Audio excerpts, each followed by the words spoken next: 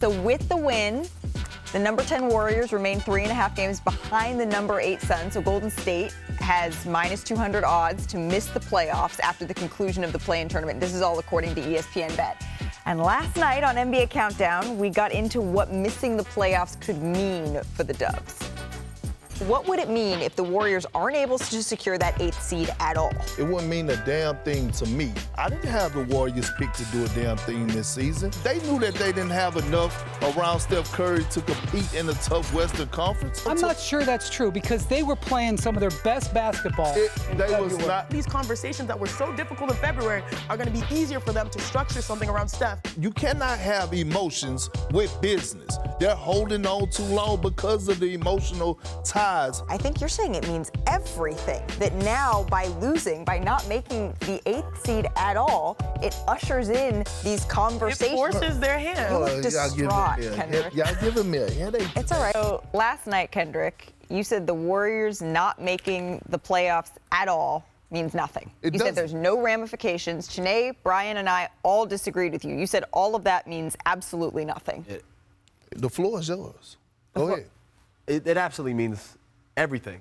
I'm going to tell you why right now, okay? You don't not make the playoffs with a team that is based and built off a dynasty of winning championships with a player who's still at the end of his prime, but yet in his prime is important to Steph Curry. You don't make the playoffs and run it back. So if you aren't running it back, now you have to make decisions on change. When we talk about change with the Warriors, what direction are we going in? Are we still building around Steph Curry? That's a different thing than building around Jonathan Kuminga. They have two different timelines. They've been playing tug-of-war all year, and we've been seeing the benefits of that, or not the benefits of it. Right. So them not making the playoffs is a huge deal, bro. By the way, for the market of basketball, having Steph Curry in the playoffs is important, man. This is a guy who's carried the league along with LeBron James in monumental, memorable moments in the playoffs. Steph Curry not in the playoffs is not good for anybody. You're with all three of us. Absolutely. Contradiction at its finest is what Austin just did. He just talked about how it's everything, and then you just broke down how the Warriors been playing tug-of-war all season long. Yes. So we all have been witnessing and watching this team and know that they're not good enough to actually compete. We knew that before the trade deadline. We knew it after the trade deadline. Richard Jefferson actually sat in that seat that you're sitting in, looked into the camera and said, they suck. They don't. They're trash. Hold on. They suck in the Western Conference. And so I'm going to ask y'all this question. Is Steph Curry ever going to get traded from the Golden State Warriors? No. Okay. So why should it mean everything? That Steph is not going to ever, he's not ever going to leave the, hold on. He's not ever going to leave the organization. So you go into this offseason.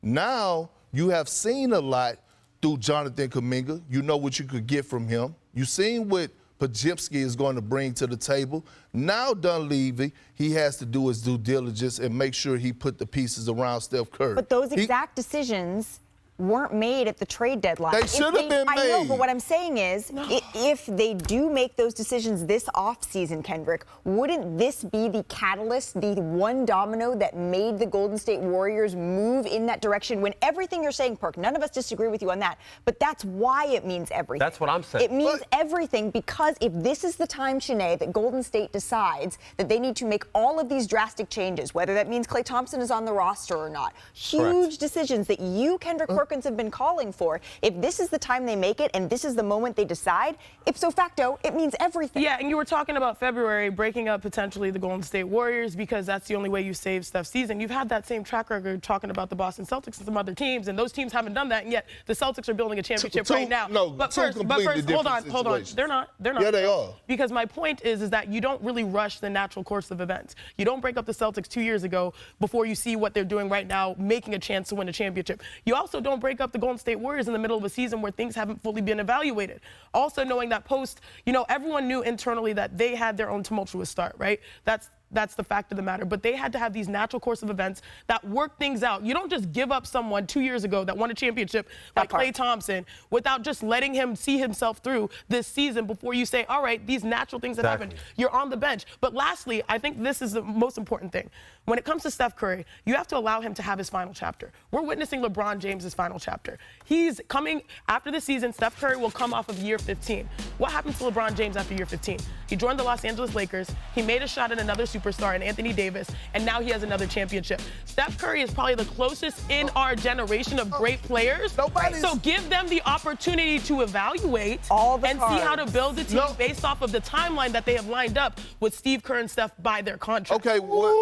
Okay, was it rumors out there, or did I make them up, that the Golden State Warriors actually called Rob Pelinka and Jeannie?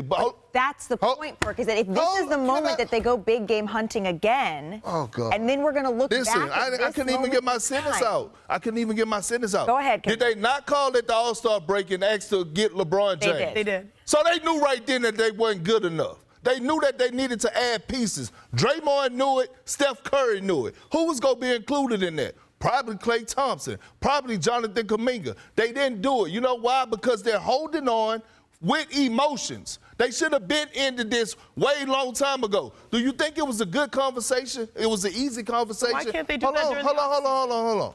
Do you think it was a great conversation that took place between easy conversation between Klay Thompson and Steve Kerr when he decided to move Klay to the bench? It wasn't easy. Okay, do you think it's been an easy conversation when they've been going back and forth since the beginning of the season with Klay Thompson in his contract negotiation? No. The writing has been on the wall. So let me ask you this. If the Golden State Warriors continue to go this summer big game hunting, they call around to see what stars they can pair with Steph Curry, as they did at the trade deadline, as our Ramona Shelburne and Adrian Wojnarowski reported, and they do that. They get somebody else to put next to Steph Curry, whether or not that person is still Klay Thompson, whether or not they need to part with Jonathan Kuminga, who, from everything I've heard, that is someone that the Golden State Warriors would really like to see a future with. As they should. If they do that, we're not going to look back at this moment when they don't potentially make the playoffs as the catalyst for why they did all that? I won't. Y'all can, because I've been seeing the writing on the wall before the All-Star break. So y'all can have emotions about it. I said it means nothing to me. Austin, last word. All we're saying is there's a fine line between them contending and not even making the playoffs. So if they're not making the playoffs, I just think it's a clear-cut more sign of what direction they kind of have to go in versus them having some type of success in the postseason. But let me ask you this before we go to bump. Are they an average team or a good team? They can be good at times. I can't answer that question Their record tells me that they're actually a good team that's just in a great conference. I actually think all of us agree. We're just saying it in different ways. All right.